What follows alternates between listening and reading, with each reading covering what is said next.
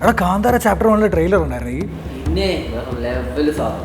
ഞാൻ പണ്ട് കാന്താരയുടെ റീലൊക്കെ ചെയ്തായിരുന്നു. എന്നെ കാണാൻ ഋഷഭ് ഷെട്ടിയുടെ കട്ടുന്നത് എല്ലാവരും പറയാറ്. ഉണ്ടം പൊതിയാണ്. എന്താടാ എനിക്കൊരു പുച്ഛം? ഒരു പുച്ഛവുമില്ല. സിനിമ പറയുന്ന മൂപ്പര് കേൾക്കണ്ട കേട്ടാ. കാണണോ എനിക്ക്? കാണിക്ക്. കാന്താര ചാപ്റ്റർ 1 ട്രെയിലർ കണ്ടുവരുന്ന വഴിയാണ് 2 മിനിറ്റ് 56 സെക്കൻഡിൻ്റെ മൊത്തം ട്രെയിലർ. എൻ്റെ മോനെ ഏതാ ട്രെയിലർ!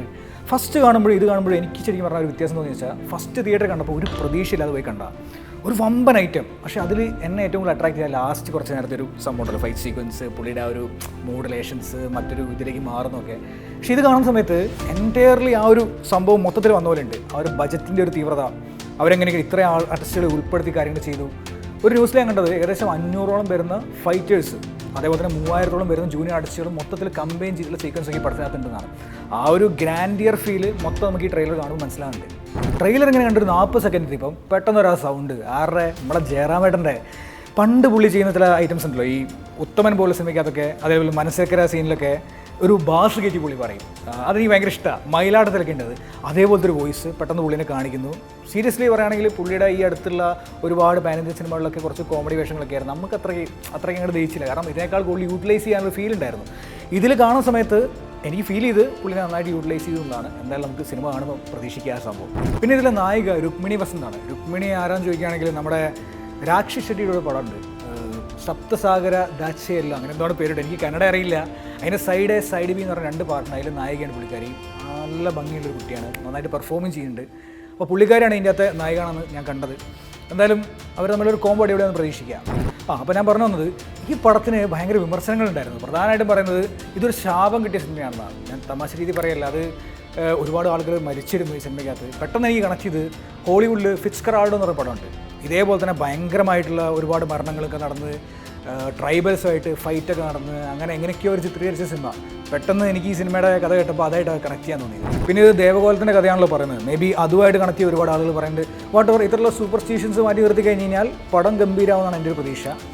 ഈ ദേവകോലത്തിൻ്റെ കാര്യം പറഞ്ഞപ്പോഴാണ് സ്റ്റാർട്ടിങ്ങിൽ തന്നെ കാണിക്കുന്നത് അച്ഛൻ ഇവിടുന്ന് മായയായി പോയത്. ആ കഥാപാത്രം, അവൻ്റെ ഫാദറിൻ്റെ ആ ഒരു ക്യാരക്ടർ ഇവിടുന്ന് മായയായി പോയി എന്നാണല്ലോ. അതിനുശേഷം എന്ത് സംഭവിക്കുന്നു എന്നുള്ള കാര്യമല്ല ഇതിൽ കാണിക്കുന്നത് എനിക്ക് തോന്നുന്നു. ഒരുപാട് കാലം മുമ്പ്, എസ്പെഷ്യലി പറയുകയാണെങ്കിൽ പ്രീ കൊളോണിയൽ, അതായത് ആ ഒരു കാലഘട്ടത്തിൽ കടമ്പ ഡൈനാസ്റ്റി ആ ഒരു സമയത്തൊക്കെ എന്തൊക്കെയാണ് സംഭവിച്ചത്, അതും ഇതും തമ്മിലുള്ള കണക്ഷൻസ് എന്താണ്, ഇതൊക്കെയാണ് ഈ സിനിമയുടെ ട്രെയിലറിൽ ശരിക്കും പറഞ്ഞാൽ കാണിച്ചിരിക്കുന്നത്. കാന്താര ചെറിയൊരു ബജറ്റിൽ ഇറങ്ങിയൊരു പടമാണ്. പക്ഷേ പടം 400 കോടിക്കടുത്ത് കളക്ഷൻ കിട്ടി. പുള്ളിക്ക് നാഷണൽ അവാർഡും കിട്ടി. കാന്താര ചാപ്റ്റർ 1 ഇപ്പോൾ റിലീസാവുന്നുണ്ട്. ഏകദേശം 125 കോടി അപ്രോക്സിമേറ്റ് ആണ് അതിൻ്റെ ബജറ്റ്. എന്തായാലും ഒരു 1000 കോടി അടിക്കും എന്നൊക്കെയാണ് പറയുന്നത്. ഇതേപോലെ തന്നെ നമ്മൾ കൂലിക്കും പറഞ്ഞായിരുന്നു. പക്ഷേ നമുക്ക് നോക്കാം, നല്ല കഥയും കാര്യങ്ങളൊക്കെ ആണെങ്കിൽ പടം എന്തായാലും അടിക്കും. നമ്മൾ ഈ ഒരു 125 crore ശരിക്കും ഇതിൻ്റെ ബജറ്റെങ്കിൽ, അതാണ് അവർ അപ്രോക്സിമേറ്റ് വാല്യൂ പറയുന്നത്. അങ്ങനെയാണെങ്കിൽ നമ്മൾ ട്രെയിലർ കാണുന്ന സമയത്ത് അത് വമ്പൻ സംഭവം തന്നെ. കാരണം ആ ഒരു ബജറ്റിൽ അത് ചെയ്തുകൊണ്ട്, കാരണം മിക്ക പാൻ ഇന്ത്യൻ സിനിമകൾക്കും 500 കോടി 600 കോടിയുടെ അടുത്ത് ബജറ്റ് വരുന്നുണ്ട്. ആ സമയത്ത് ഇവർ 100 കോടി 125 കോടിക്ക് അടുത്ത് ഇങ്ങനത്തെ ഒരു പടം ചെയ്തിട്ടുണ്ടെങ്കിൽ അത് വമ്പൻ സംഭവം തന്നെയാണ്. പടം ഒക്ടോബർ 2 റിലീസാവും. ഐമാക്സിലും 4DXിലൊക്കെ റിലീസാവുന്നുണ്ട്. ഐമാക്സിലൊക്കെ കാണാൻ ശ്രമിക്കുക, കാരണം അങ്ങനത്തെ ഒരു പടമാണ്. അടിപൊളിയാണെങ്കിൽ മിസ്സായി പോകും. അതുപോലെ തന്നെ 4DX എനിക്ക് പേഴ്സണലി ഭയങ്കര ഇഷ്ടമാണ്. കാരണം ഇങ്ങനെയുള്ള ഒരുപാട് തീ കൊണ്ടുള്ള പരിപാടികളുള്ള പടങ്ങൾ 4DX കാണാൻ പറഞ്ഞ രസമാണ്. ആക്ഷൻ സീക്വൻസ് ഒക്കെ നന്നായിട്ട് എൻജോയ് ചെയ്യാൻ പറ്റും. സോ നല്ലൊരു സ്ക്രീൻ കണ്ടുപിടിച്ച് കാണാൻ ശ്രമിക്കുക. നമ്മൾ കാന്താര കണ്ടപ്പം അതിൻ്റെ അകത്ത് എല്ലാവരും പറഞ്ഞൊരു കാര്യമാണ്, അവസാനം 20 മിനിറ്റ് അടിപൊളിയായിരുന്നു. അതുവരെയുള്ളൊരു സാധാ ഒരു സിനിമയുടെ സ്ട്രക്ചറായിരുന്നു. പക്ഷേ എനിക്ക് തോന്നിയത് അതിൻ്റെ സ്ക്രീൻ പ്ലേ ഭയങ്കര രസമാണ്. ഈവൻ ലാസ്റ്റ് വരെയുള്ള ഒരു പോർഷൻ ഭയങ്കര രസമായിട്ട് അവരിങ്ങനെ ബിൽഡ് ചെയ്ത് കൊണ്ടുപോയിട്ടുണ്ട്. അതുകൂടാണ്ട് ചെറിയ അവരുടെ പൊളിറ്റിക്കലായിട്ടുള്ള കാര്യങ്ങൾ, അതിലുള്ള സമൂഹം ഫേസ് ചെയ്യുന്ന പ്രശ്നങ്ങൾ, അതൊക്കെ ആ സിനിമ അഡ്രസ്സ് ചെയ്തിട്ടുണ്ട്.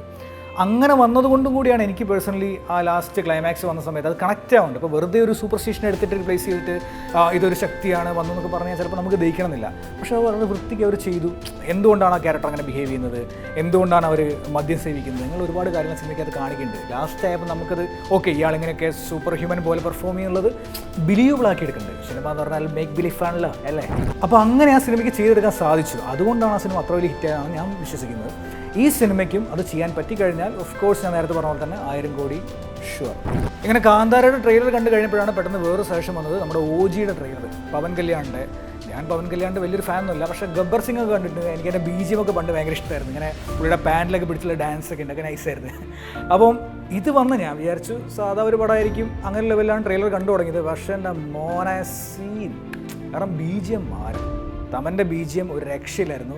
അയ്യപ്പനും കോശിയുടെ ഒരു റീമേക്ക് ഉണ്ടല്ലോ തെലുങ്കിൽ, അത് കണ്ട് വലിയൊരു ഇഷ്ടമൊന്നും ആയില്ല, കുറച്ച് ചടച്ച്. അങ്ങനെ ഇരിക്കുന്ന സമയത്താണ് ഇത് കാണുന്നത്. ഇത് കണ്ടു കഴിഞ്ഞപ്പം സീൻസാണ് എന്തായാലും. അതും ഇതേപോലെ തന്നെ ഭയങ്കര ഹൈപ്പിലാണ് വരുന്നത്. പിന്നെ ഓൾറെഡി പുള്ളിയൊരു സ്റ്റാർഡും അറിയാലോ, ഭയങ്കര ഫാൻ ബേസാണ്, എസ്പെഷ്യലി തെലുങ്കിൽ. അതൊരു പാൻ ഇന്ത്യൻ പടമായിട്ട് വരുന്നു, അതും വർക്കൗട്ട് ആവട്ടെ ഞാൻ പ്രതീക്ഷിക്കുന്നു. പുള്ളിയുടെ ഒരു ഡൈ ഹാർഡ് ഫാനാണ് അതിൻ്റെ ഡയറക്ടർ.